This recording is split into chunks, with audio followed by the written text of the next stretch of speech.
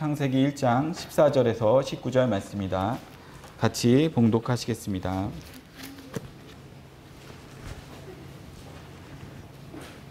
같이 읽으시겠습니다. 하나님이 가라스 때 하늘의 궁창에 광명이 있어 쥐야를 나뉘게 하라. 또 그 광명으로 인하여 징조와 사시와 일자와 연한이 이루라. 또 그 광명이 하늘의 궁창에 있어 땅에 빛이라 하시고 그대로 되니라. 하나님이 두 큰 광명을 만드사 큰 광명으로 낮을 주관하게 하시고 작은 광명으로 밤을 주관하게 하시며 또 별들을 만드시고 하나님이 그것들을 하늘의 궁창에 두어 땅에 비치게 하시며 주야를 주관하게 하시며 빛과 어둠을 나뉘게 하시니라. 하나님의 보시기에 좋았더라. 저녁이 되며 아침이 되니 이는 넷째 날이니라. 아멘. 같이 기도하시겠습니다. 사랑의 하나님 아버지, 저에게 창세전 언약을 깨닫게 하여 주셔서 오늘도 창세기의 말씀을 통하여서 예수 그리스도의 구속사 이야기로 들을 수 있는 시간을 허락하여 주심을 감사합니다. 이 말씀이 들릴 때 우리의 영이 열려서 주님의 말씀을 가감없이 받을 수 있게 하여 주시고 그 말씀에 따라 우리가 하늘에 떠 있는 해와 달과 별이 되어 이 세대에 비추는 사람들이 될 수 있도록 인도하여 주시옵소서. 감사하며 그리스도 되신 예수님 이름으로 기도드렸습니다.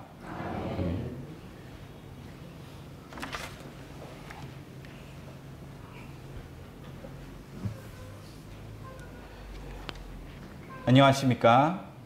한번 옆에 있는 분들과 인사 한번 나눠주시기 바랍니다. 안녕하십니까? 얼마 전에 10월 27일 기도회 때 설교의 제목이 안녕하십니까? 라는 설교를 기억합니다. 저희가 지금 안녕하지 못하지요. 오늘 이 말씀을 통해서 그 안녕하지 못한 세상 속에서 우리가 안녕을 되찾는 그런 귀한 시간이 되시길 바랍니다. 오늘은 창세전 언약으로 본 창조와 구원 이야기 창세기 1, 2, 3장 강의 7번째 넷째 날 해와 달과 별에 대해서 살펴보도록 하겠습니다. 만물이 예수로 말미암아 지은 바 되었습니다. 이는 만물을 가지고 예수님의 일하심을 드러내고자 함입니다. 예수님이 이 세상에 오신 것은 자기 백성들을 죄에서 구원하기 위함입니다. 모든 성경은 이 사실을 이야기해주고 있습니다.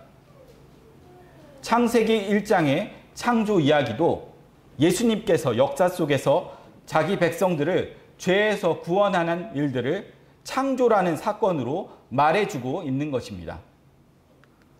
창조란 원인에 의한 결과로 나타난 것입니다. 창조와 구원은 같은 것이기 때문에 구원 역시 원인에 의한 결과로 주어지는 것입니다. 그 원인이 첫째 시간에 창세전 언약임을 이미 살펴보았습니다. 언약이 먼저이고 창조, 구원이 나중입니다. 창조는 창세전 언약에 의한 결과물입니다. 그렇다면 창조를 논하기 전에 창세전 언약을 먼저 알아야 합니다. 창세전 언약이 어떻게 되어 있는가를 보면 창조가 어떻게 이루어지는지를 알 수 있게 됩니다. 창조는 구원과 같다고 하였으니 우리의 구원도 언약을 알면 그 결과를 알 수 있습니다. 어떻게 구원이 주어지고 또한 어떻게 구원이 이루어지는지 그 진행 과정도 알 수 있습니다. 구원이 시작과 끝이 있는 역사 속에서 이루어지는 것이므로 과거, 현재, 미래라는 순서로 점진적으로 그리고 심층적으로 이루어지게 되는 것입니다. 마치 아이가 출생하여 자라는 것과 같습니다. 역사 속에 모든 생명은 모두가 씨로부터 출발합니다. 씨가 자라서 열매를 맺는 성장 과정이 있는 것입니다. 씨가 싹을 내고 싹이 잎사귀를 내고 잎사귀가 줄기를 내고 줄기가 가지를 내어서 열매를 맺게 됩니다. 이 과정을 통틀어서 생명의 자람이라고 합니다. 우리의 구원도 이와 같습니다. 예수님도 그렇게 비유하셨습니다. 하나님은 농부이십니다. 하나님이 우리 안에 예수라는 씨를 심어 놓으셨습니다. 예수님이 우리 안에 씨처럼 오셨습니다. 처음에는 씨처럼 미미하지만 예수님은 시간이 흐를수록 점점 우리를 장악해 가십니다. 씨가 자라면서 우리 몸은 씨가 품고 있는 내용의 실체를 하나 둘씩 드러내는 일들을 하게 되는 것입니다. 씨는 언약과 같습니다. 언약은 씨처럼 주어집니다. 그리고 정한 기간을 따라서 성취되어 갑니다. 이를 구약 마당에서는 아브라함 언약으로 이미 보여주셨습니다. 언약이 먼저이고 후손이 나중입니다. 이스라엘은 아브라함 언약에서 나온 자들입니다. 그러므로 이스라엘은 아브라함 언약을 이루는 버려짐과 되찾음이라는 과정을 지나게 되었던 것입니다. 신약의 성도들도 마찬가지입니다. 구원이 씨로부터 출발하여 열매에 이르게 됩니다. 이를 그리스도의 충만한 분량으로 자라간다고 합니다. 이러한 모습이 창세기 1장에서는 첫째 날부터 시작해서 일곱째 날로 나아가는 창조의 모습으로 나타났습니다. 그래서 창조의 모습도 세 과정으로 진행되는 것으로 나타납니다. 첫째 과정은 갈라짐이고, 둘째 과정은 채워짐이고, 셋째 과정은 안식하심입니다. 첫째 날에서 셋째 날은 갈라내는 것으로 되어 있고, 오늘 살펴보는 넷째 날에서 여섯째 날까지는 채우는 것으로 되어 있으며, 일곱째 날은 안식하는 것으로 창조가 완성되는 것입니다. 이것은 우리의 구원의 여정과도 같습니다. 우리의 구원도 빼내심과 자라감과 안식함으로 진행이 되는 것입니다. 이를 과거, 현재, 미래라는 시간의 구원으로 구원을 받았다, 구원을 이루라, 구원을 이룰 것이다 라고 말해주고 있는 것입니다. 로마서 8장 28절에서 30절 말씀을 보면 미리 아신 자를 부르시고 부르신 자를 의롭다 하시고 의롭다 하신 자를 영화롭게 하십니다. 미리 아심은 과거이고 부르시고 의롭다 하심은 현재이며 영화롭게 하심은 미래입니다. 그러니까 구원이 세 단계를 거쳐서 이루어지게 되는 것입니다. 첫째는 죄와 사망으로부터 빼내심을 입는 것입니다. 언약적인 관점에서 보면 예수님의 피로 옛 언약인 율법으로부터 해방되는 것입니다. 이는 어린 양의 피로 출애굽하는 것과 같습니다. 이것은 출생이 단회적으로 주어지는 것과 같이 과거적인 것입니다. 출생은 시작에 불과합니다. 자람이 기다리고 있는 것입니다. 출생한 자는 건강하게 자라가야만 합니다. 둘째는 의와 거룩으로의 부르심을 입는 것입니다. 언약적인 관점에서 보면 새 언약인 은혜 안에서 살아가는 것입니다. 구원은 새로운 피조물로 창조된 것입니다. 이것은 출애굽과 같습니다. 출애굽한 자들은 광야에서 약속의 땅인 가나안으로 진행하는 과정을 지나게 됩니다. 이것은 현재 진행형으로 받은 구원을 날마다 이루어가야 합니다. 이는 구원의 즐거움을 누려가는 것입니다. 셋째는 영화로움을 입는 것입니다. 이것은 천국에서 영원토록 살아가는 것입니다. 이는 예수님의 재림으로 주어지는 것으로서 미래적인 것입니다. 이 일을 모두 예수님이 역사 속에서 이루어 가시는 것입니다. 그래서 영생하시는 하나님이신 예수님을 일컬어 이제도 계시고 전에도 계셨으며 장차 오실 자라는 역사적 인물로 말해주고 있는 것입니다. 이는 예수님은 전에도 일하셨고 지금도 일하고 계시며 장차도 일을 하신다는 뜻입니다. 예수님께서 이미 시작을 하셨고 현재 이루어 가고 계시며 장차 이루실 것입니다. 예수님께서 무슨 일을 하시나요? 자기 백성들 구원하는 일을 하십니다. 그 구원이 시작과 끝이 있는 역사 속에서 이루어집니다. 그래서 구원을 과거, 현재, 미래라는 시간의 시제로 말하고 있는 것입니다. 이것을 창조 사역에서는 갈라냄과 채우심과 안식함으로 보여주고 있습니다. 구원과 창조는 동의어입니다. 창조 속에 구원이 담겨 있는 것입니다. 그래서 창세기의 첫째 날부터 일곱째 날까지 이루어지는 창조의 일 속에는 예수 그리스도께서 자기 백성들을 구원하는 이야기가 담겨 있는 것입니다. 첫째 날부터 셋째 날까지는 갈라내는 창조의 일을 하셨습니다. 그리고 넷째 날부터 여섯째 날까지는 채우는 일을 하게 됩니다. 다 채워지면 일곱째 날에 모든 일을 마치고 쉬게 되는 것입니다. 이를 천지와 만물을 다 이루니라 라고 합니다. 오늘은 넷째 날에 대해 살펴보겠습니다. 첫째 날부터 셋째 날까지가 한 텀입니다. 이제 넷째 날부터 시작해서 여섯째 날까지 두 번째 텀이 이루어집니다. 첫 번째 텀은 공간을 갈라냄이었고 두 번째 텀은 공간 속에 채우는 것입니다. 넷째 날은 채움을 입는 날입니다. 첫째 날부터 셋째 날까지 갈라냄을 입었으니 넷째 날부터 여섯째 날까지 채움을 입는 일들이 일어나게 되는 것입니다. 이를 아이로 보면 성장하는 것과 같습니다. 구원의 시작은 빼내심으로부터 출발합니다. 이를 사망에서 생명으로 옮겼다고 합니다. 율법에서 은혜로 옮겨진 것입니다. 채우기 위하여 옮긴 것입니다. 사망에서 생명으로 옮긴 것은 생명을 채우기 위함입니다. 율법에서 은혜로 옮긴 것은 법은 제하고 은혜는 채우기 위함입니다. 그래서 예수님께서 우리 안에 오셔서 하늘의 것으로 채우는 일을 하시는 것입니다. 신앙생활은 옛것은 제하고 새 것으로 채움을 입는 것입니다. 법은 제하고 은혜를 채우고 땅의 것을 제하고 하늘의 것으로 채우고 인간의 의는 제하고 예수 그리스도의 의를 심는 일을 하십니다. 성경은 짝으로 되어 있습니다. 빛과 어둠이 짝이고 사망과 생명도 짝입니다.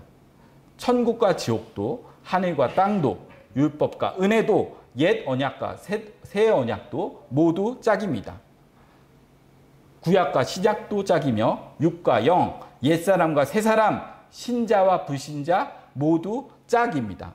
역시 빼내심과 채우심도 짝입니다.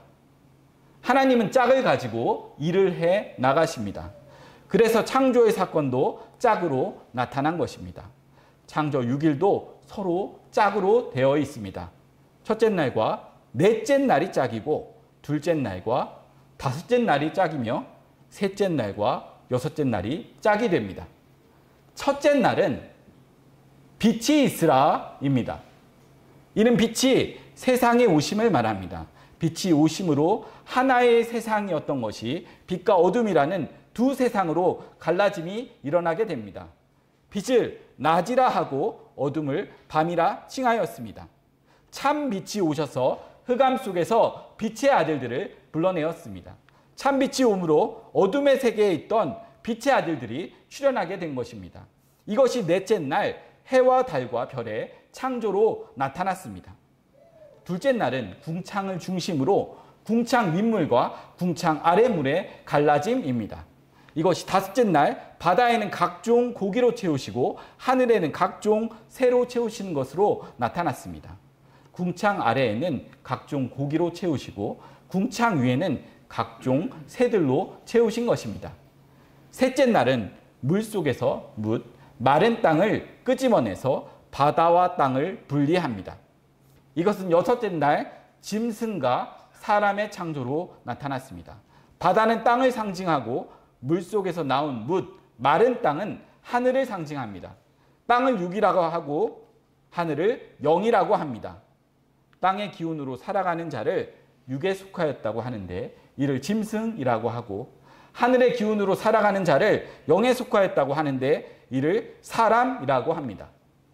첫째 날과 넷째 날이 짝이고, 둘째 날과 다섯째 날이 짝이며, 셋째 날과 여섯째 날이 서로 짝이 되어서 나타난 것입니다.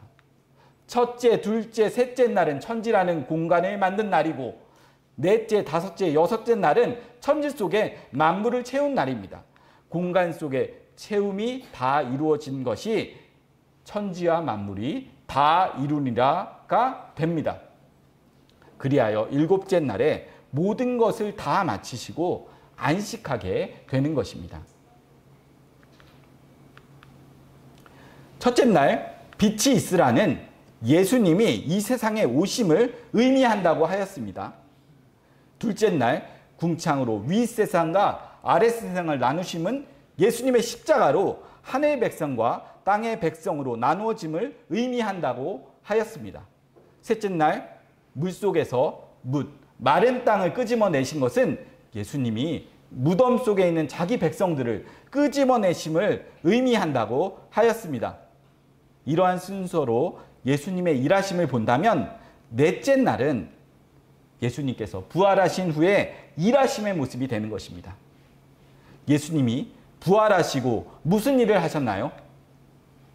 성령으로 새로운 창조의 일을 하십니다. 자기 백성들을 성령으로 거듭나게 하여서 새로운 피조물로 창조하는 일입니다. 성령으로 거듭난 성도들을 일컬어 하늘 백성이라고 합니다. 이것을 넷째 날 궁창의 해와 달과 별을 창조하는 것으로 보여주었습니다. 넷째 날에 궁창의 해와 달과 별을 창조하신 것은 예수님께서 성령으로 오셔서 일하신 사건을 말해주고 있음이 됩니다.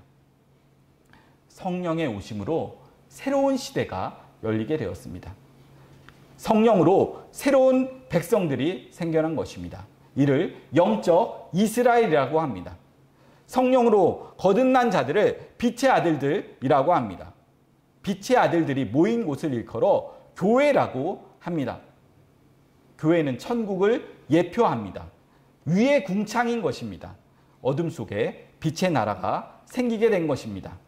마치 깜깜한 밤에 해와 달과 별이 생긴 것과 같습니다. 성령의 오심으로 새로운 사람과 새로운 나라가 생긴 것입니다. 이러면 기존의 혈통적 이스라엘 백성들은 가짜가 됩니다. 물론 육적 이스라엘이라는 나라도 가짜가 되는 것입니다. 혈통으로 난 사람은 구약의 이스라엘이고 성령으로 거듭난 사람은 신약의 이스라엘입니다. 구약 시대에는 아브라함의 혈통에서 난 자들이 하나님의 백성이었습니다. 신약 시대에는 예수 그리스도로 난 자들이 하나님의 백성인 것입니다. 예수님이 아브라함의 실상으로 오신 것입니다. 예수님으로부터 난 자들은 영적 이스라엘이 되는 것입니다. 영적 이스라엘은 하나님의 창조의 방식인 성령으로 낳는 것으로 나타나는 것입니다. 그래서 오순절 성령 강림으로 새로운 이스라엘이 생겨났습니다. 이들을 영적 이스라엘이라고 합니다. 구약에서는 육적 이스라엘이었지만 신약에서는 영적 이스라엘입니다. 육적 이스라엘은 아브라함이 조상이지만 영적 이스라엘은 예수님이 조상인 것입니다. 구약은 육의 시대라고 하고 신약은 영의 시대라고 합니다. 육은 땅이고 영은 하늘입니다. 그래서 성령으로 거듭나는 것을 위로부터 난다고 합니다. 위로부터 난다는 말은 하늘로부터 난다는 뜻입니다. 그래서 성도들을 하늘로부터 난 자들이라고 합니다. 하늘로부터 난 자들의 모임을 교회라고 합니다. 성령 강림으로 어둠의 나라에 하늘 빛의 나라가 세워진 것입니다. 즉 넷째 날 궁창에 비친 해, 달, 별의 창조로 나타난 것입니다. 하나님은 넷째 날에 궁창의 해와 달이라는 두 광명을 창조하셨습니다. 광명을 히브리어로 마우르라고 하는데 이를 직역하면 참 빛으로부터 온 것이라는 뜻입니다. 즉 참 빛을 받은 자들, 참 빛을 소유한 자들이라는 뜻입니다. 직역하면 참 빛으로부터 난 자들이라는 말입니다. 빛이란 첫째 날의 원초적인 빛을 말합니다. 첫째 날 참 빛으로 낳은 자들이 넷째 날 궁창의 해와 달과 별이라는 빛으로 나타난 것입니다. 넷째 날 창조된 궁창의 빛은 성령 강림으로 생겨난 교회와 성도들을 말합니다. 예수 그리스도를 통해서 새로운 피조물로 창조된 영적 이스라엘이 궁창에 비친 것입니다. 예수님이 성령으로 오심으로 영적 이스라엘이 출현하게 되었습니다. 이제부터 영적 이스라엘을 중심으로 새로운 세계가 나누어지게 됩니다. 영적 이스라엘은 하늘에 속한 자이고 육적 이스라엘은 땅에 속한 자가 되는 것입니다. 영적 이스라엘이 바로 하늘에 있는 빛인 해와 달과 별인 것입니다.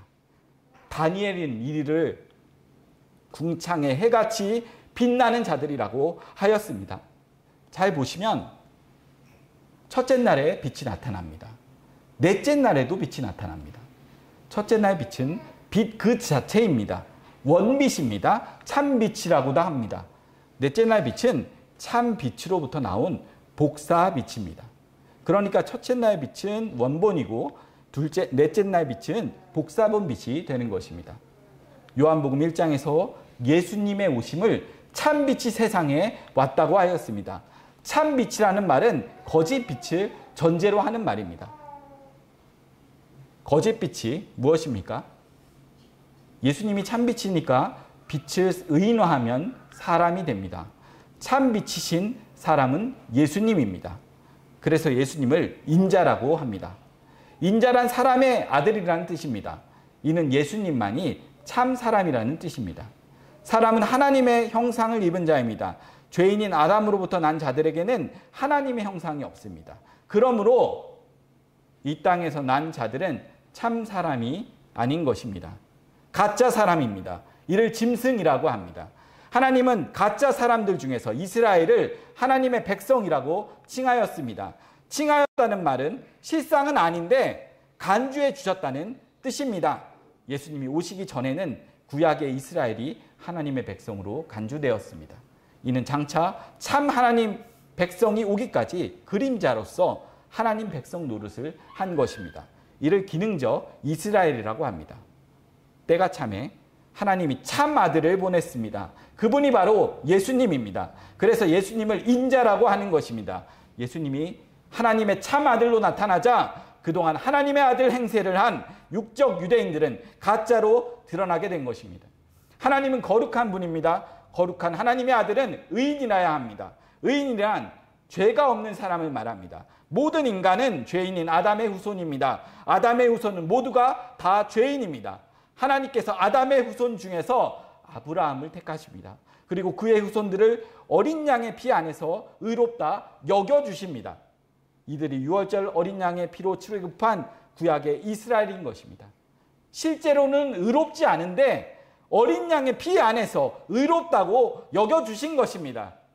이 사실을 알게 하려고 죄를 지으면 흠없는 제물로 제사를 지내라고 하신 것입니다. 이스라엘은 제사를 지내면서 자신들은 실제로 의롭지 않은데 흠없는 제물이 자신들의 죄를 대신 담당해 줌으로써 의롭다 여김을 받는다는 것을 알아야만 했습니다. 그러라고 하나님의 제사 제도를 주신 것입니다. 그런데 이스라엘이 오해한 것입니다. 자기들이 의로운 자라고 착각한 것입니다. 그래서 예수님이 초림으로 오셨을 때 유대인들은 율법을 지킨 것으로 자칭 의로운 자라고 하였던 것입니다. 유대인들은 율법 지킴을 가지고 의로운 자 행세를 하였습니다. 자기들만 의인이고 다른 사람들은 전부 불의한 자라고 하였습니다. 스스로 빛으로 행세한 것입니다. 이 예수님이 오셔서 내가 의인이고 너희는 죄인이다. 내가 참 빛이고 너희는 가짜 빛이다. 내가 참 사람이고 너희는 가짜 사람이다. 내가 참 하나님의 아들이고 너희는 가짜 하나님의 아들이라고 알려주십니다. 예수님의 출현으로 졸지의 유대인들은 가짜로 드러나고 만 것입니다. 예수님이 참빛으로 나타나자 유대인들은 가짜 빛으로 드러나고 만 것입니다. 예수님이 참 하나님의 아들로 나타나자 유대인들은 가짜 아들이라는 것으로 드러나게 된 것입니다. 예수님은 참 하나님의 아들을 낳는 일을 하십니다. 예수 안에서 하나님의 아들들이 생겨나게 되었습니다. 새로운 빛의 아들들이 출현하게 된 것입니다. 이들을 영적 이스라엘이라고 합니다. 영적 이스라엘은 하늘에 속한 빛의 아들들입니다. 참 빛으로 난 자들이 빛의 아들들입니다. 이들이 넷째 날 궁창에 비친 해와 달과 별들입니다. 창조의 첫째 날 빛은 세상에 생명을 공급해주는 참 빛이신 예수님을 상징하고, 창조의 넷째 날 하늘의 빛은 예수님으로부터 생명을 받은 성도들을 상징합니다. 두 가지 빛이 있습니다. 스스로 빛을 발하는 빛과 빛을 받아서 발하는 복사빛이 있습니다. 스스로 발하는 빛을 발광체라고 하고, 빛을 받아서 발하는 빛을 바람체라고 합니다. 참빛이신 예수님은 스스로 빛을 발하는 분이십니다. 참빛이신 예수님으로부터 난 성도들은 예수님의 빛을 받아서 밝히는 복사빛입니다. 이들이 넷째 날 하늘에 있게 된 빛인 해와 달과 별들입니다. 여기서 잠깐 해와 달과 별들을 통해서 첫째 날 빛과 넷째 날 빛을 좀 더 살펴보도록 하겠습니다. 넷째 날 빛은 첫째 날 빛으로부터 나온 자들입니다. 이 모습을 넷째 날 속에 해와 달과 별로 두셨습니다. 첫째 날 빛은 스스로 발하는 발광체라고 하였습니다. 그럼 넷째 날 속에도 첫째 날 빛과 같은 역할을 하는 스스로 빛을 발하는 빛이 있어야 합니다. 그것이 해, 태양으로 나타난 것입니다. 해는 스스로 빛을 발하는 발광체입니다. 이것은 첫째 날 빛을 상징하고 있습니다. 넷째 날의 해는 첫째 날 빛을 상징한다고 하였으니까 넷째 날에도 첫째 날의 빛을 상징하는 해로부터 빛을 받아서 발하는 빛이 있어야 합니다. 그것이 달과 별인 복사빛들입니다. 달과 별은 해로부터 빛을 받아서 발하는 복사빛입니다. 이것을 예수님과 성도의 관계로 해석해 보십시다. 그럼 넷째 날의 해는 예수님을 상징하고, 달과 별은 교회와 성도들을 상징하게 되는 것입니다. 예수님은 해와 같이 참 빛이고, 교회와 성도는 달과 별처럼 복사빛인 것입니다. 그러니까 넷째 날의 해와 달과 별은 예수님과 교회와 성도들을 보여주는 그림인 것입니다. 해는 예수님을 상징하고, 달은 교회를 상징하고, 별은 성도들을 상징하고 있는 것입니다. 예수님이 이 세상에 참빛으로 오셨습니다. 예수님은 그 빛을 자기 백성들에게 비추셨습니다. 그러자 빛의 아들들이 생겨나기 시작한 것입니다. 빛의 아들들이 모인 곳을 교회라고 합니다. 이 모습을 넷째 날에 해와 달과 별로 보여주고 있습니다. 이 세상은 죄 아래에 있는 흑암과 혼돈의 공허한 세상, 죽은 어둠의 세상입니다. 하나님은 어두운 세상에 예수라는 참빛을 보내셨습니다. 이는 빛의 아들들을 낳고자 함입니다. 빛의 아들들을 일컬어 하나님의 아들들이라고 합니다. 하나님은 빛이십니다. 그럼 하나님의 아들도 빛입니다. 하나님의 아들이 예수 그리스도입니다. 그래서 예수 그리스도를 참빛이라고 합니다. 참빛이신 예수 그리스도를 통해서 난 자들도 빛의 아들들인 것입니다. 참 하나님의 아들로 난 자들이 참 하나님의 아들들인 것입니다. 구약의 아브라함은 참 하나님의 아들이 아니고 가짜 하나님의 아들입니다. 그러니까 아브라함에게서 난 자들은 가짜 하나님의 아들들인 것입니다. 신약의 예수님이 참 하나님의 아들입니다. 그래서 예수님으로부터 난 자들이 참 하나님의 아들이 되는 것입니다. 참 빛이신 예수님께서 성도들에게 그 빛을 비추기 시작하셨습니다. 그러자 빛의 아들들이 생겨나기 시작하였습니다. 고린도후서 4장 6절을 보면 어두운 데서 빛이 비치리라 하시던 그 하나님께서 예수 그리스도의 얼굴에 있는 하나님의 영광을 아는 빛을 우리 마음에 비치셨느니라 라고 합니다. 성령이 임하자 빛의 아들들이 생겨나기 시작하였습니다. 하나님은 빛의 아들들을 세상이라는 어둠으로부터 격리시키셨습니다. 이를 교회라고 합니다. 교회를 일컬어 그리스도의 몸이라고 하는 것은 예수 그리스도로부터 나온 자들이 모인 곳이기 때문입니다. 교회는 빛의 아들들이 모인 곳입니다. 교회는 어둠이라는 죄와 사망으로부터 빠져나온 빛의 아들들이 모인 빛의 동네인 것입니다. 이를 낮이라고 합니다. 예수님은 교회와 성도들을 이 세상의 빛의 아들로 두셨습니다. 교회와 성도들은 참 빛이신 이 예수 그리스도를 증거해야만 합니다. 이를 증인이라고 합니다. 시편 기자는 달을 증인이라고 하였습니다. 시편 89편 37절을 보면 또 궁창에 확실한 증인 달같이 영원히 경고케 되리라 하셨도다. 아멘. 달은 해를 증거하는 증인인 것입니다. 자기가 비추는 빛은 자기 것이 아니고 해로부터 받은 것이라는 것을 알려주어야 하는 증인입니다. 성경에서는 달을 교회로 비유하고 있습니다. 교회는 세상에 하나님 나라가 있음을 알려주는 증인인 것입니다. 히브리서에서는 성도들을 일컬어 하늘의 허다한 증인이라고 하였습니다. 그 증인의 첫째가 바로 예수 그리스도이십니다. 예수님이 증인이고 그에게서 나온 자들도 증인입니다. 무엇을 증거하는 증인입니까? 하나님 나라와 예수 그리스도를 증거하는 증인입니다. 성령이 임하면 예수 그리스도의 증인이 된다고 하였습니다. 성령으로 거듭난 성도들은 하나님 나라를 증거할 증인으로 서 있는 것입니다. 오직 성령이 너에게 임하시면 너희가 권능을 받고 예루살렘과 온 유대와 사마리아와 땅끝까지 이르러 내 증인이 되리라 하시니라. 보혜사 곧 아버지께서 내 이름으로 보내실 성령, 그가 너희에게 모든 것을 가르치시고 내가 너희에게 말한 모든 것을 생각나게 하시리라 하셨습니다. 성령은 예수 그리스도의 이름으로 오십니다. 성령이 예수 그리스도의 이름으로 오신다는 것은 성령이 임하면 예수 그리스도를 증거하는 증인으로 살아가게 된다는 뜻입니다. 예수 그리스도가 참 빛입니다. 그러면 성령을 받은 성도도 빛이 되는 것입니다. 그래서 사도들을 온 세상으로 보내서 이방에 비치는 빛을 삼았다고 하는 것입니다.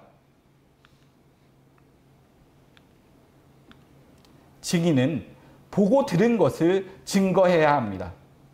예수 그리스도는 자신의 증거를 교회와 성도들에게 주셨습니다.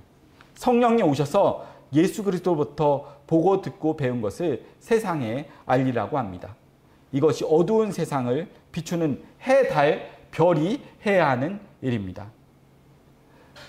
요한복음 요한일서 1장 1절에서 3절 말씀을 같이 읽어보겠습니다. 요한일서입니다. 찾아보시겠습니다. 요한일서 1장 1절에서 3절 같이 읽어보시겠습니다. 태초부터 있는 생명의 말씀에 관하여는 우리가 들은 바요 눈으로 본 바요 주목하고 우리 손으로 만진 바라.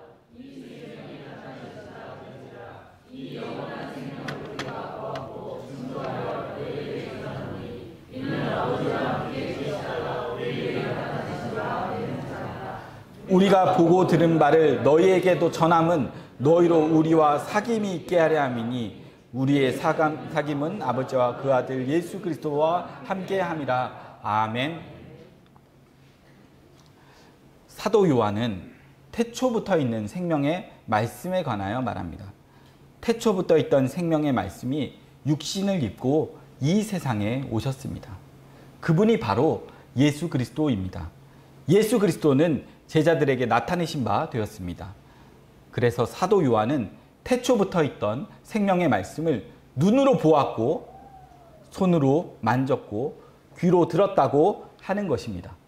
이 편지를 쓰는 것은 자신이 보고 듣고 만진 바를 증거하여서 이 증거를 받는 자들로 하여금 사귐을 갖게 하고자 함이라고 하였습니다. 이 말은 세상 속에 자기처럼 태초부터 있던 생명의 말씀을 눈으로 보고 귀로 듣고 손으로 만진 바 된 자들이 있다는 뜻입니다. 그들에게 이 편지를 쓰고 있는 것입니다. 지금 우리가 그들인 것입니다. 사도 요한이 말한 태초부터 있던 생명의 말씀을 우리가 경험하고 있는 것입니다. 해와 달과 별은 빛을 세상에 비추는 일을 해야 합니다. 즉 태초부터 있던 생명의 말씀을 증거해야 하는 것입니다. 성령이 임하면 땅끝까지 이르러 예수의 증인이 된다고 하였습니다. 성령이 임하면 성경 속에 예수님을 실제로 경험하게 됩니다. 이는 성경 속의 구원 이야기를 나의 이야기로 듣고 믿게 된다는 뜻입니다.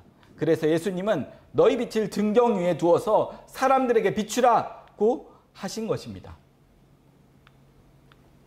빛은 어둠을 밝히기 위함입니다. 어둠은 빛에 대하여 소경입니다. 빛의 아들들인 성도들도 예수 그리스도를 만나기 전에는 소경이었습니다. 예수를 만나서 눈을 뜨게 되었습니다. 예수를 만나서 하나님 나라를 보게 되었습니다. 예수 그리스도가 구원자라는 것을 알게 된 것입니다. 이제 예수 그리스도 안에 생명이 있음을 세상에 증거해야 하는 것입니다. 하나님은 두 광명으로 땅을 비추게 하고 낮과 밤을 주관케 하셨습니다. 해는 낮을 주관케 하셨고 달은 밤을 주관케 하셨습니다. 주관하게 하셨다라는 의미의 히브리어 마살이라는 말은 지배하다, 다스리다 라는 뜻입니다. 주관한다는 말은 다스린다는 뜻입니다. 해는 예수 그리스도를 상징합니다. 그럼 예수 그리스도가 주관하는 낯은 누구인가요? 빛의 아들들이 모인 교회입니다. 해는 낯을 주관한다고 하였습니다. 그러므로 낮은 빛의 아들들은 해이신 예수 그리스도의 다스림을 받아야 하는 것입니다. 예수님이 빛의 아들들을 다스리는 것입니다. 빛의 아들들이 모인 곳이 교회입니다. 그래서 빛의 아들들이 모인 교회를 예수 그리스도의 몸이라고 하면서 예수 그리스도는 교회의 머리라고 하는 것입니다. 몸은 머리의 지시로 살아갑니다. 이렇게 머리의 지시로 살아가는 것을 순종이라고 합니다. 빛의 아들들이 모인 교회는 예수 그리스도에게 순종하고 살아가게 되는 것입니다. 반면 달은 밤을 주관하게 하셨습니다. 달에게 밤을 주관하게 하셨다는 것은 예수 그리스도로 구원받은 빛의 아들들은 어둠인 이 세상에서 빛의 아들로 살아가야 한다는 말입니다. 빛의 아들로 살아가는 것이 달이 밤을 주관하는 것입니다. 그리스도와 함께 살리심을 받았기 때문에 위의 것을 찾는 것입니다. 이는 너희가 하늘의 사람이니까 하늘의 것을 구하라는 것입니다. 육적인 가치로 살지 말고 영적인 가치관으로 살아가라고 합니다. 빛의 아들들은 하늘에 속하였으므로 하늘의 가치관으로 살아가야 하는 것입니다. 예수님은 땅의 것을 구하지 말고 하늘의 것을 구하라고 하셨습니다. 무엇을 먹을까? 무엇을 마실까? 무엇을 입을까? 구하지 말라. 이러한 것들은 이방인들이 구하는 것이다 라고 하십니다. 너희는 오직 그의 나라와 그의 의를 구하라고 하십니다. 교회는 하늘에 속하였습니다. 교회는 세상 위에 있기 때문에 음부의 권세가 이기지 못합니다. 음부의 권세란 땅의 권세입니다. 그러므로 교회는 세상 가치가 자리 잡지 못하게 하여야 합니다. 이것이 세상을 주관하는 것입니다. 하나님은 해와 달을 통해서 징조와 사시와 일자와 연한을 이루게 하셨습니다. 징조를 히브리어로 오트라고 하는데 이는 시대를 알리는 표징을 말합니다. 사시는 히브리어로 모에드인데 이는 지정하다, 고정하다는 뜻으로서 하나님이 정한 때를 말합니다. 일자와 연한이란 징조와 사시를 연과 날로 순환케 하신 것을 말합니다. 쉬운 말로 교회는 하나님의 시간표와 같다는 뜻입니다. 하나님은 교회를 통해서 역사의 경점을 알려주고 계십니다. 역사는 유한한 것으로 시작과 끝이 있습니다. 시작한 날이 있으면 끝나는 날이 있는 것입니다. 역사 속의 시간은 정해진 때를 향하여서 시간을 삭제시키면서 나아가고 있습니다. 그 정한 때는 하나님이 주관하고 하나님이 정한 때를 교회에 알려주셨습니다. 그래서 교회를 일컬어 만대로부터 감추인 하나님의 비밀을 맡은 곳이라고 하는 것입니다. 교회도 역사 속에 존재합니다. 역사 속에 존재한다는 것은 교회도 시작과 끝이 있다는 것입니다. 예수님이 오심으로 교회가 시작되었고 예수님이 재림을 하시면 교회의 끝이 이르게 됩니다. 시작할 때는 시작의 모습이 있고 끝날 때는 끝의 모습이 있는 것입니다. 하나님께서 역사를 운행하시는 것은 마치 농부가 농사를 짓는 것과도 같습니다. 씨를 뿌릴 때가 있고 추수할 때가 있습니다. 계절이 씨를 뿌릴 때인지 추수할 때인지 알려줍니다. 농부는 계절을 통해서 뿌리고 거두는 일을 합니다. 역사의 시작을 씨를 뿌리는 시기라고 한다면 역사의 종말은 추수하는 때입니다. 씨를 뿌릴 때와 추수할 때의 계절이 다르듯이 역사 시작의 때와 역사의 종말의 모습도 다른 것입니다. 시작할 때는 시작할 때의 모습이 있고 끝이 날 때는 종말의 모습이 있는 것입니다. 이러한 것을 하나님이 교회를 통해서 알려주십니다. 세상 속의 교회는 세상의 때를 알려주는 시간표와 같은 것입니다. 하나님은 교회의 모습 속에 역사가 어느 경점에 와 있는지 때를 담아 놓으셨습니다. 교회의 모습 속에 세상의 모습을 담아 놓은 것입니다. 그래서 세상 역사는 교회의 시간표에 따라서 그 모습을 달리하면서 흘러가게 되는 것입니다. 이것을 요한계시록에서 아시아의 7교회를 통해서 알려주셨습니다. 아시아의 7교회의 모습은 역사의 시대상을 보여주는 시간표와 같습니다. 마치 계절이 봄에는 씨를 뿌리고 여름에는 농사를 짓고 겨울에는 추수하라고 가을에는 추수하라고 알려주듯이 교회의 모습을 통해서 시대의 때를 알려주는 것입니다. 교회를 보면 세상을 알게 되고 세상을 알면 교회를 알게 됩니다. 교회는 세상의 거울이고 세상은 교회의 거울입니다. 이것을 사회 현상론이라고 하는데 다른 말로 징조라고 합니다. 마치 단풍이 물들면 가을이라는 것을 알듯이 교회와 세상의 모습을 보면 역사의 때를 알 수 있습니다. 아시아의 7교회는 역사적인 의미에서 신약교회의 전 역사를 말해주고 있습니다. 7교회를 가지고 초대교회에서부터 종말교회의 모습을 말해주고 있습니다. 7교회는 각 시대를 알려주고 있습니다. 하나님은 그 시대의 모습을 7교회에 담아 놓으셨습니다. 그러므로 그 시대 교회의 모습을 보면 그 시대가 어느 때인지를 알 수가 있는 것입니다. 아시아의 7교회에 보낸 편지는 교회마다 편지의 내용이 다릅니다.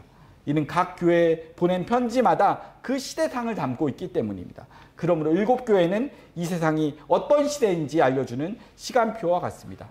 아시아의 7교회 속에는 신약의 때를 알려주는 모습이 담겨 있습니다. 세상은 에베소 교회로부터 시작하여서 서머나, 버가모, 두아디라, 사대, 빌라델비아, 라우디게아 교회의 모습으로 진행됩니다.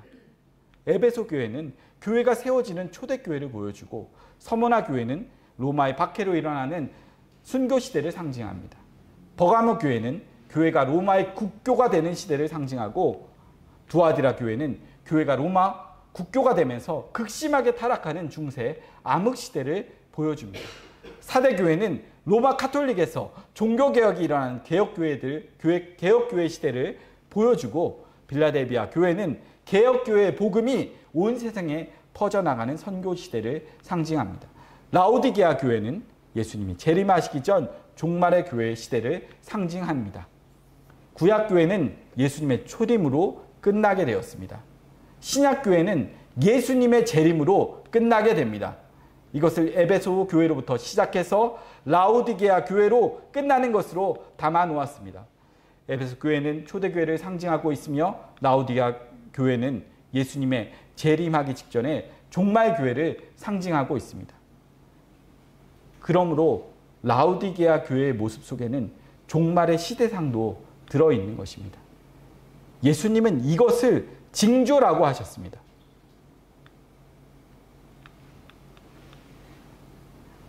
마태복음 24장에 예수님께서 타락한 예루살렘 성전을 척결하시고 나와서 감난산에 이릅니다.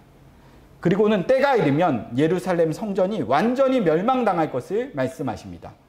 그러자 제자들이 성전이 멸망당할 때와 더 나아가서 이 세상 끝에는 어떤 징조들이 일어나겠습니까? 라고 묻습니다. 징조란 현상을 말합니다. 제자들이 종말에는 어떤 현상들이 일어납니까? 라고 물은 것입니다. 이에 예수님께서 세상의 모습들을 가지고 알려주십니다. 세상 끝이 되면 이러이러한 일들이 사회적으로 만연하게 일어나게 될 것이라고 하십니다. 그 첫 번째 징조로 거짓 그리스도들이 많이 일어난다고 합니다. 이것은 이단들이 창궐한다는 뜻입니다. 어느 시대이고 이단들은 항상 있었습니다. 그러나 종말이 되면 우후죽순처럼 많이 일어나게 된다고 합니다. 이단이 무엇입니까? 하나님의 말씀을 왜곡하는 자들입니다. 이단들이 창궐한다는 것은 하나님의 말씀이 도적질 당한다는 뜻입니다. 인간들이 자기 마음대로 성경을 해석하여서 하나님의 뜻을 왜곡시켜서 성도들을 타락하게 한다는 뜻입니다. 마치 예수님 초림 때 예루살렘 성전이 장사하는 곳과 강도의 소굴이 되었듯이 종말에도 거짓 종들이 교회를 비즈니스 모임 장소로 전락시켜 놓은 것을 말해주고 있습니다. 교리적으로는 인본주의가 교회 안에서 진리로 둔갑하여서 성도들을 미혹하게 된다는 뜻입니다. 요한계시록 6장을 보면 어린 양이 하나님의 손에 있는 7인으로 봉한 책을 취합니다. 그리고 그 인을 하나씩 뗍니다. 그러자 말들이 뛰기 시작합니다. 말들이 뛸 때마다 이 세상에서 다양한 사건들이 일어납니다. 이것은 하나님께서 역사의 운행을 어린 양에게 맡기셨다는 뜻입니다. 어린 양이신 예수님은 아버지부터 받은 책에 기록된 대로 역사를 운행하십니다. 책은 역사의 시나리오입니다. 역사의 시간표는 이미 정해져 있습니다. 마치 드라마의 시나리오와 같습니다. 시나리오는 첫 회에서부터 마지막 회까지 진행되는 과정이 있습니다. 이 세상 역사도 그러합니다. 하나님이 정한 때에 따라서 그 시대상이 드러나게 되는 것입니다. 요한계시록은 광의적인 의미에서는 모든 시대에 적용되는 말씀입니다. 그러나 예언적인 의미에서는 종말에 일어날 일들을 담고 있습니다. 예수님이 승천하시고 성령 강림으로 교회가 세워지면서부터 종말은 시작되었습니다. 하지만 점진적이면서도 심층적으로 전개되어 갑니다. 이 세상의 역사는 마치 꽃이 몽우리로 시작하여서 서서히 피어 만개되었다가 지는 것처럼 진행되어 가는 것입니다. 사람의 몸이 서서히 늙어가듯이 교회의 타락도 하루아침에 타락하는 것이 아니고 서서히 타락하여 가는 것입니다. 어느 시대에고 징후들은 있어 왔습니다. 마태복음 24장에 세상의 징조들은 늘 있어 왔습니다. 그러다가 예수님의 재림이 가까워지면서 그 모습이 만개되어 나타나게 되는 것입니다. 모든 징조가 동시다발적으로 복합적으로 일어나게 될 것입니다. 마태복음 24장은 요한계시록의 축소판과도 같습니다. 종말의 징조들을 말해주고 있는 것입니다. 그 첫째가 거짓 그리스도의 출현입니다. 요한계시록 6장에서도 그 첫째가 적그리스도의 출현입니다. 흰 말은 적그리스도를 상징하고 있습니다. 적그리스도가 출현하면 진리가 변질됩니다. 진리가 변질되면 성도들의 신앙은 자연히 타락의 길로 나아가게 되어 있습니다. 그래서 흰 말 다음에 붉은 말이 나타나는 것입니다. 붉은 말은 전쟁을 상징합니다. 적그리스도 세력이 나타나면 반드시 진리와 비진리의 전쟁이 일어나게 되어 있습니다. 영적 전쟁이 일어나는 것입니다. 이것을 마태복음 24장에서는 민족이 민족을, 나라가 나라를 대적하는 전쟁이 일어나는 것으로 말씀해주고 있습니다. 이단이 나타나면 반드시 교인과 교인끼리 싸우고 교회와 교회끼리 싸우는 전쟁이 일어나게 됩니다. 작게는 성도들끼리 다툼이 일어나고 크게는 교회끼리 싸우게 되는 것입니다. 마귀는 항상 하나님의 말씀을 변개시키는 것으로 하나님을 대적하여 왔습니다. 이 시대는 교회마다 뱀의 말이 홍수를 이루고 있습니다. 인본주의 신앙이 창궐하고 있습니다. 예수 그리스도의 의는 사라지고 인간의 의가 난무하고 있습니다. 마치 예수님의 초림 때 유대인들이 율법의 의로 교회를 강도의 구렬로 만들었듯이 이 시대도 거짓 종들이 인간의 의로 예수 그리스도의 의를 가려서 세상 종교로 전락시키고 있는 것입니다. 전쟁이 일어나면 그 다음에 따라오는 것이 기근입니다. 그래서 붉은 말 다음에 검은 말이 나타나는 것입니다. 검은 말은 기근을 말합니다. 마태복음 24장에서도 민족이 민족을, 나라가 나라를 대적하면 처처의 기근과 지진이 일어난다고 하였습니다. 적그리스도 세력이 창궐하면 하나님의 말씀이 사라지게 되어 있습니다. 말씀의 기근이 닥치게 되어 있습니다. 거짓 종들이 참 하나님의 말씀을 전하는 종들을 이단으로 매도하기 때문입니다. 악화가 양화를 구축하는 일들이 일어나게 되는 것입니다. 전쟁이 나면 기근이 오고, 기근이 오면 온갖 질병들이 창궐하게 됩니다. 그래서 검은색 말 뒤에 청황색 말이 나타나는 것입니다. 청황색 말은 각종 질병과 사망을 일으킵니다. 이것을 마태복음 24장에서는 사람들이 서로 미워하고 죽이는 일들이 일어난다고 하였습니다. 하나님의 말씀에 기근이 오면 영적 질병들이 나타나게 됩니다. 교인들은 귀가 가려워서 자기 사욕을 쫓아 스승들을 찾아갑니다. 이는 교인들이 자기가 듣고 싶어하는 말만 듣고자 한다는 말입니다. 이 시대는 수많은 말씀들이 인터넷과 유튜브에 홍수를 이루고 있습니다. 말씀들이 마치 백화점에 진열된 상품처럼 있습니다. 자기가 듣고 싶은 것을 찾아서 들으면 됩니다. 각자의 취향에 따라 골라 잡으면 됩니다. 교인들은 자기가 듣고 싶어하는 말을 하는 목자를 찾아다닙니다. 그러다 보니 성경의 신앙에서 이탈하여 거짓 종들의 철학과 헛된 속임수로 공교하게 지은 말에 미혹당하여서 병든 신앙을 갖게 되는 것입니다. 거짓 종들은 귀에 달콤한 말로 미혹하는 것입니다. 종말에 타락한 교회를 음녀라고 합니다. 음녀란 여러 남자와 상관하는 여자를 말합니다. 교회의 남편은 예수 그리스도입니다. 교회는 오직 예수 그리스도의 의만 있어야 합니다. 그런데 종말의 교회들은 예수 그리스도 이외에 다른 의를 가지고 있는 것입니다. 이것을 음행의 포도주라고 합니다. 포도주는 포도주인데 음행의 포도주인 것입니다. 음행이란 예수 그리스도의 의를 버리고 인간의 의를 붙잡는 것을 말합니다. 이름하여 뱀 사상인 인본주의 신앙을 말합니다. 그래서 종말의 교회를 각종 더러운 영들이 모이는 귀신의 처소가 되었다고 하는 것입니다. 이 시대 교회를 보십시오. 별 희한한 신학과 신앙들이 난무하고 있습니다. 교회마다 각종 프로그램이라는 인본주의 사상이 판을 치고 있습니다. 기복주의와 신비주의가 난무하고 있습니다. 그러다 보니 교인들의 신앙생활이 무당 푸닥거리 하듯이 하는 것입니다. 그래서 하나님께서 내 백성아 거기서 나오라고 외칩니다. 그들의 죄에 참여하지 말라고 하십니다. 이 모습이 요한계시록 11장에서 두 증인들이 굵은 베옷을 입고 타락한 교회에 들어가서 다시 예언하는 일들로 나타나는 것입니다. 하나님께서 두 증인들에게 작은 책을 먹이십니다. 에스겔 2장을 보면 그 책의 내용은 애가와 애곡과 재앙의 말입니다. 심판의 내용인 것입니다. 두 증인들이 굵은 베옷을 입은 것은 회개를 촉구하는 일을 한다는 것입니다. 회개란 인간의 의를 버리고 예수 그리스도의 의를 붙잡는 것입니다. 그래서 다시 예언하라고 합니다. 다시 예언하라는 말은 과거에 하던 그 예언을 하라는 것입니다. 사도들이 무슨 예언을 하셨나요? 예수 그리스도의 십자가 도입니다. 오순절에 성령이 임하고 초대교회가 세워집니다. 날마다 교회에 모여서 하나님의 은혜에 감사하고 예수 그리스도의 피 흘리심으로 주신 구원의 즐거움을 찬양하였습니다. 예수 그리스도의 의만 자랑하였습니다. 그런데 시간이 흐르면서 마귀가 교회의 인본주의 신앙을 심기 시작하였습니다. 이것을 갈라디안식 신앙이라고 합니다. 이 시대로 말하면 인본주의 성화주의자들입니다. 갈라디안식 신앙이란 예수 믿기 플러스 율법 지킴은 온전한 신앙이라는 등식의 신앙입니다. 지금식으로 말하면 예수를 믿어서 구원받고 하나님 말씀을 지켜서 온전해지고 의로워지자고 하는 것입니다. 이것은 예수 그리스도에 의해 인간의 의를 섞는 것입니다. 이를 혼합주의라고 하고 음행이라고 합니다. 그래서 종말의 교회를 음행의 포도주를 마시고 취한 타락한 음녀라고 하는 것입니다. 이 시대의 인본주의 사고로 세워지는 교회는 음행의 포도주로 취한 음녀들입니다. 이러한 때에 두 증인들이 외칩니다.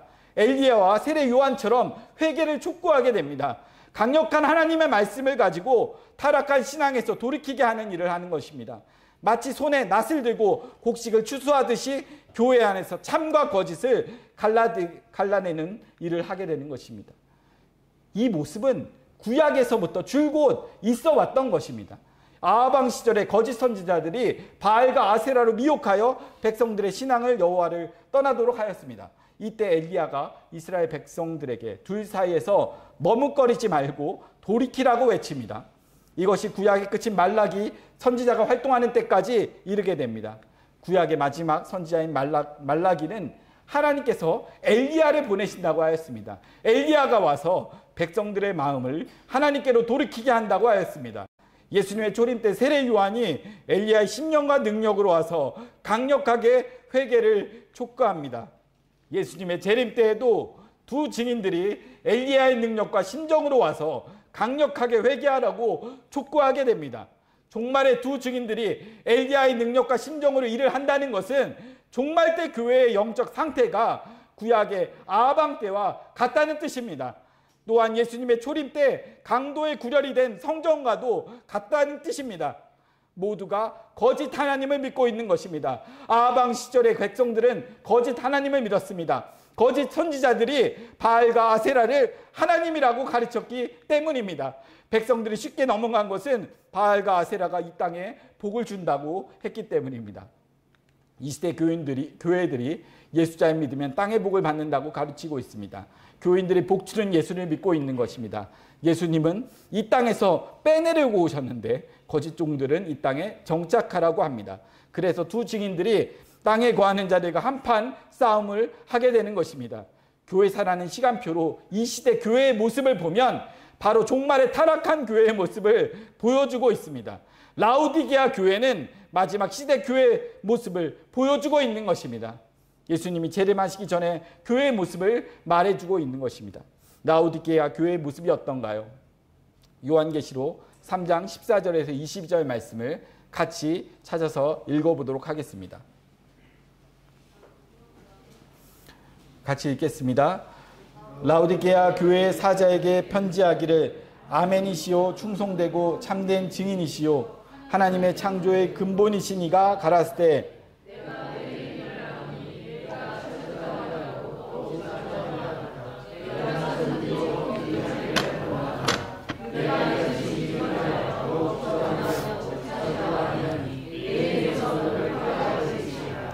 내가 말하기를 나는 부자라 부유하여 부족한 것이 없다 하나 내 곤고한 것과 가련한 것과 가난한 것과 눈먼 것과 벌거벗은 것을 알지 못하도다.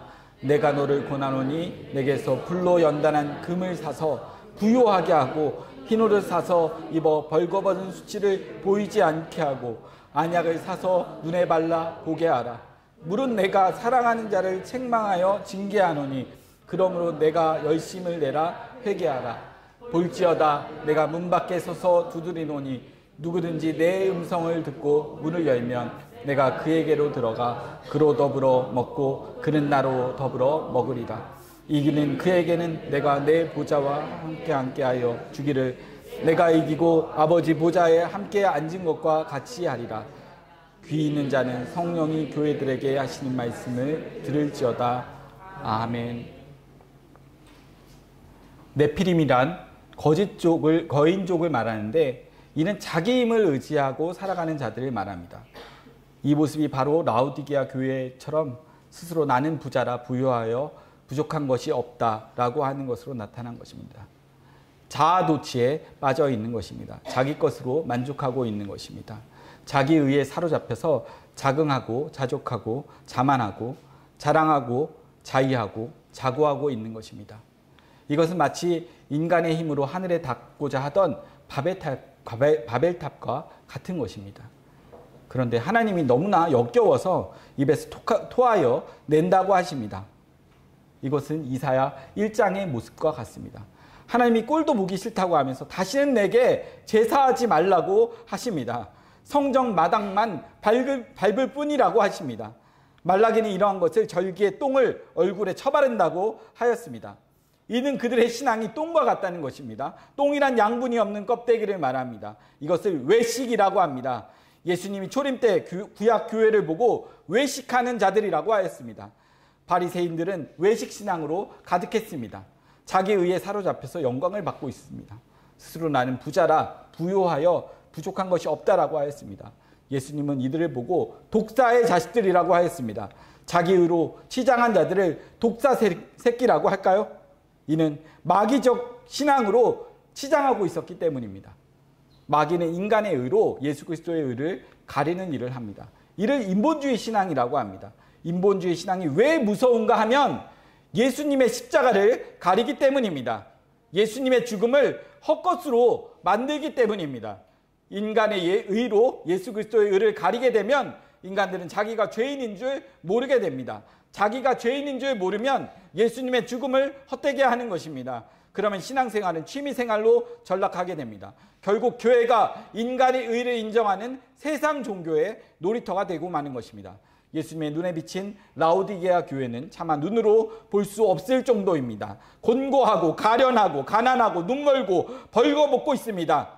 이것은 이사야 선지자가 바라본 외식으로 가득 찬 유다와 예루살렘의 모습과 같은 것입니다. 하나님은 이사야를 통해서 이스라엘의 외식 신앙을 신랄하게 책망합니다. 책망의 내용은 이스라엘은 한마디로 주인을 몰라보는 자로서 짐승만도 못하다는 것입니다. 그리하여 머리부터 발끝까지 성한 데가 없다고 합니다. 얼마나 타락을 하였으면 소돔과 고모라 백성이라고 할까요? 이스라엘은 절기 때마다 열심히 모였습니다. 정성껏 제사도 드렸습니다. 그런데 그 모임과 제사가 자기 의를 치장하는 것으로 나타난 것입니다. 모이면 모일수록 자기 자랑이 쌓이고 재물을 바치면 바칠수록 자기 의가 쌓인 것입니다. 이것은 예수님이 바라본 바리새인들의 신앙과 같은 것입니다. 바리새인들의 신앙을 한마디로 하면 외식입니다. 마음에도 없는 신앙생활을 한 것입니다. 예수님은 이 백성은 입술로는 나를 존경하나 마음은 내게서 멀도다 라고 하였습니다. 외식이란 사람의 눈을 의식하여서 드리는 것입니다. 외식하는 이유는 그것으로 인하여 자기가 영광을 받기 때문입니다. 바리새인들은 열심과 충성이 많으면 많을수록 자기 의에 충만해졌습니다. 바리새인들은 율법 지킴을 힘으로 삼았습니다. 이 모습은 예수님께서 재림하실 때 나타날 종말의 교회를 상징하는 라오디게아 교회의 모습과 동일한 것입니다. 구약의 이스라엘은 이스라엘을 통해서 강하게 책망하였고 예수님 초림 때 바리새인들은 세례 요한을 통해서 강하게 책망하였고 예수님의 재림 때 귀신의 처소가 된 음녀교회는 두 증인들이 강하게 책망하는 것입니다. 어느 시대이고 항상 시대 말에는 극심한 타락이 있었습니다. 라오디게아 교회가 바로 외식으로 가득하였습니다. 스스로 나는 부자라 부유하여 부족한 것이 없다고 하면서 자만하였습니다. 그래서 예수님께서 강력하게 주문을 하십니다. 불로 연단한 금을 사서 부유하게 하고 안약을 사서 눈에 발라 보라고 하십니다. 그리고 흰 옷을 사서 입고 수치를 가리라고 하십니다. 너희들이 나를 전부 문 밖으로 쫓아냈다고 하십니다. 참종들이 외치는 말씀을 듣고 돌이키라고 하십니다. 내 음성을 들으라고 하십니다. 성령이 교회들에게 하시는 말씀을 들으라고 하십니다. 성령이 무슨 말을 할까요? 인간의 의를 버리고 예수 그리스도의 의를 붙잡으라고 하십니다. 이를 회개라고 합니다. 회개하면 함께 먹고 마시게 된다고 합니다. 예수 그리스도의 피와 살을 먹게 된다고 합니다. 예수 그리스도의 피와 살을 먹어야 하나님 보좌에 앉게 됩니다. 예수님이 재림하시면 이들을 데리고 천년왕국에서 왕노릇하게 해주시는 것입니다. 교회와 세상의 경계가 무너지고 나니까 시대의 타락이 교회의 타락을 몰고 온 것입니다. 교회의 타락상은 시대의 때를 알려주는 시간표입니다. 그래서 교회와 성도를 상징하는 해와 달과 별을 징조와 사시와 연하를 이루는 역사의 시간표를 알리는 좌표로 두신 것입니다. 지금은 예수님이 오실 때가 가까운 때입니다. 모든 만물이 신음하고 있습니다. 들리는 것마다 상한 탄식의 소리뿐입니다. 인간이기를 거부하는 일들이 지구 도처에서 일어나고 있습니다. 만물이 종말의 징후들을 쏟아내고 있습니다. 종교도 썩었고 인간도 썩었고 사회도 썩었습니다. 정치, 경제, 사회, 문화 모든 것들이 썩은 냄새를 풍기고 있습니다. 몸이 늙으면 죽음의 그림자를 토해내듯이 이 세상도 그 끝이 다다랐음을 각양의 사건과 사고들을 통해 종말의 징조들을 쏟아내고 있습니다. 교회가 썩었기 때문에 사회가 썩는 것입니다. 지금 영적으로 흑암이 깊은 때입니다. 흑암이 깊다는 것은 반대로 예수님이 오실 때가 가까이 왔다는 뜻입니다. 예수님의 초림은 구약교회가 가장 타락하였을 때입니다. 그래서 흑암에 앉은 백성들이 빛을 보게 된다고 하였습니다. 예수님의 재림도 마찬가지입니다. 예수님의 초림 때와 같은 교회가 가장 타락한 영적 흑암일 때입니다. 예수님의 초림 때 하늘의 별이 동방 박사들을 예수 그리스도로 인도하였듯이 예수님의 재림 때도 하늘에 속한 종들이 하늘의 별이 되어서 하나님의 백성들을 다시 오실 예수님에게로 인도하여야 합니다. 너희는 다 빛의 아들이요 낮의 아들이라. 우리가 밤이나 어둠에 속하지 아니하나니 밤이 깊고 낮이 가까워왔으니 그러므로 우리가 어둠의 일을 벗고 빛의 갑옷을 입자. 시대의 말은 항상 타락이었습니다. 어둠이었습니다. 우리 모두 하늘에 떠있는 별이 되어서 어두운 땅을 비추어야 하는 것입니다. 지금이 어떤 때인지 시대를 알려주어야 합니다. 영적 깊은 잠에 빠진 자들을 깨우는 광야에 외치는 자의 소리로 살아가야 합니다. 이것이 하늘에 떠있는 해와 달과 별이 해야 할 일들입니다. 내가 어디서 와서 무엇을 하다가 어디로 가야 하는지 자기 정체성을 회복하시길 바랍니다. 그래야 세상을 이기고 살아가시기를 주의 이름으로 축원을 드립니다. 같이 기도하시겠습니다. 사랑의 하나님 아버지, 오늘 해와 달과 별로서 우리가 이 시대 가운데, 이 어둠의 시대 가운데 어떻게 살아가야 되는지 깨닫게 하여 주심을 감사합니다.